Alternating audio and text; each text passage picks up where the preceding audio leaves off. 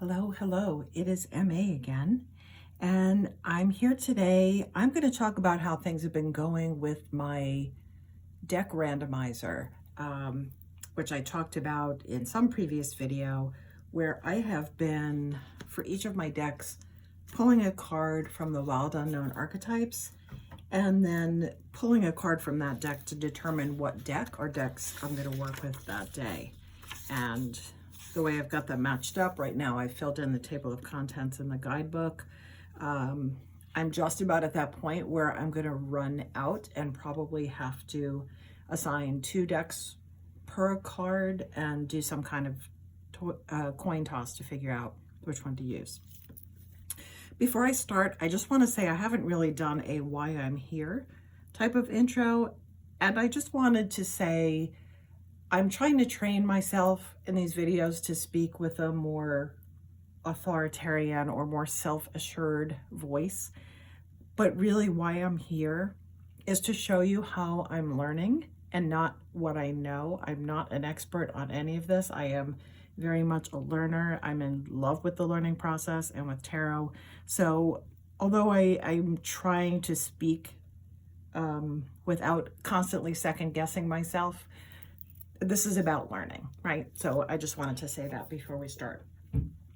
So I'm just going to show some examples from a couple of readings this week that kind of highlighted for me some of the things that are happening with this deck randomization. So, and I will also say, I have been following this month. There's something I picked up off of Instagram called, I think it's the Self-Awareness Tarot Challenge. I frequently randomly pick one of these where it's a set of 30 or 31 questions. That way, if I'm doing tarot when I get up in the morning, I have a question I can focus on. I don't have to kind of scratch my head and wait to wake up. So I've been doing those. I may or may not share what the question was for some of these. Probably this first one I won't. So whatever the question was on this particular day, I used my deck randomizer, and it had me pick out the Medieval Europe Tarot and the Patrick Valenza Garden of Lucid Daydreams. And I never would have said to myself, oh, let me put these 2 decks together. And when I did, I think I just was so tickled that this made me laugh so hard. And again, the whole like deck pairings thing, the reason I started the randomizing is because if I have a question in mind, if I'm reaching for a certain deck, I'm already participating so heavily in the type of question, the type of response I want or expect for myself, that I'm really finding it useful to separate from that. And this, I'm talking about reading for oneself here, and I'm just finding it very valuable. So I had these cards together. I don't remember the question, but this strength card, kind of typical, the lion, the person wrestling the lion, the tongue. However, then when I get this card and the bouquet of flowers is on an arm coming out of this person's mouth, which is almost like becoming a weird hand tongue of some kind. And then these 3, we've got the 3 flowers here, and then these 3 lady type peoples are, potentially hiding within these flowers. This redirected the whole way I read these cards. This strength card now to me became more about communication and about power dynamics in discussions. So anyway, I thought that was just a really funny synchronicity that came up between these. And again, one that I don't think I would have come up with if I were picking what decks to use that day.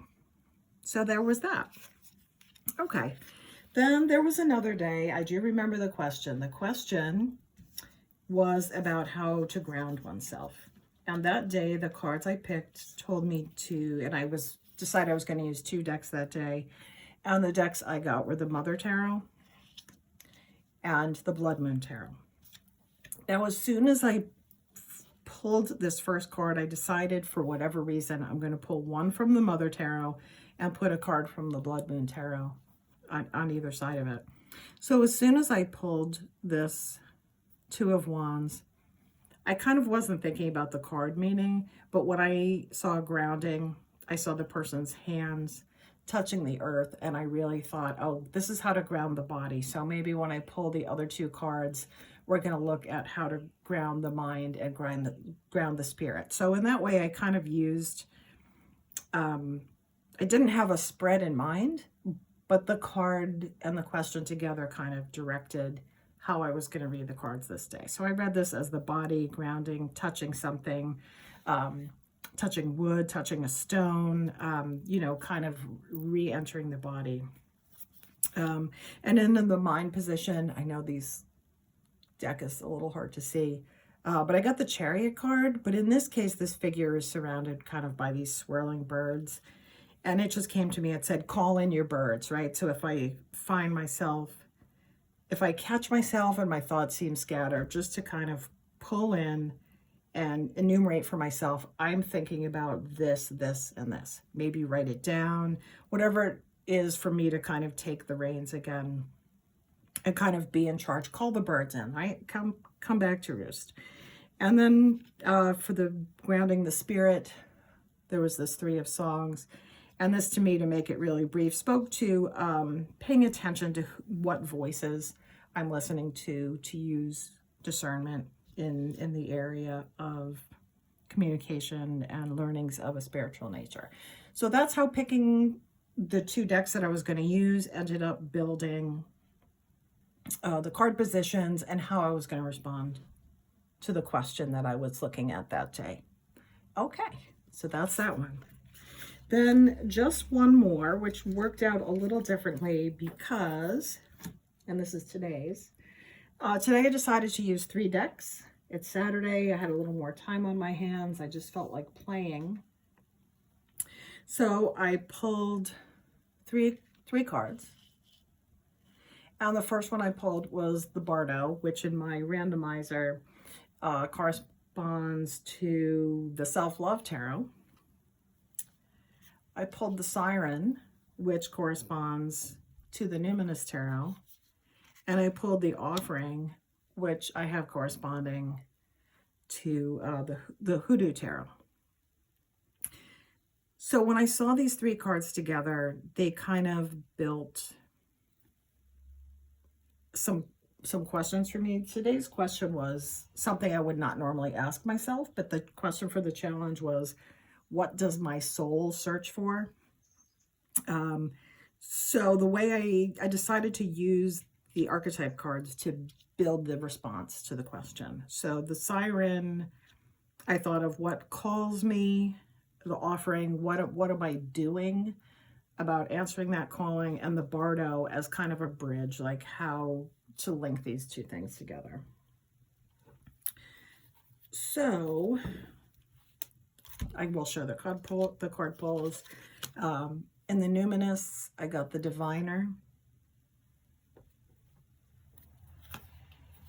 In the Hoodoo Tarot, the Courting card, which corresponds to the Lovers. The Diviner corresponds to the High Priestess. And in the Bardo card, I got the Emperor from the Self-Love Tarot.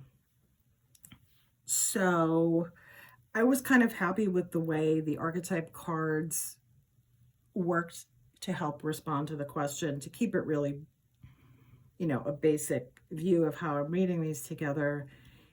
It's funny that I think of the Siren as what's calling me, and this figure has their eyes closed and hands outstretched towards these bells. So I do think of this as kind of listening for other voices, other explanations for the world, just like more than is in front of us in the visual space. I looked at the Courting card as trying on a variety of spiritual activities. Immediately, of course, I go a little bit negative on myself and, start with, oh, you're being a dilettante, you're doing too many things, you try this and that, and you don't stick with it. Then I have to back myself away from it. And then I got the Emperor card. And this spoke to me today because I think it can be read a couple of ways, but the way I kind of settled on is that there is some achievement of spiritual autonomy that has occurred here for me. That maybe the seeking itself is the path and not the finding.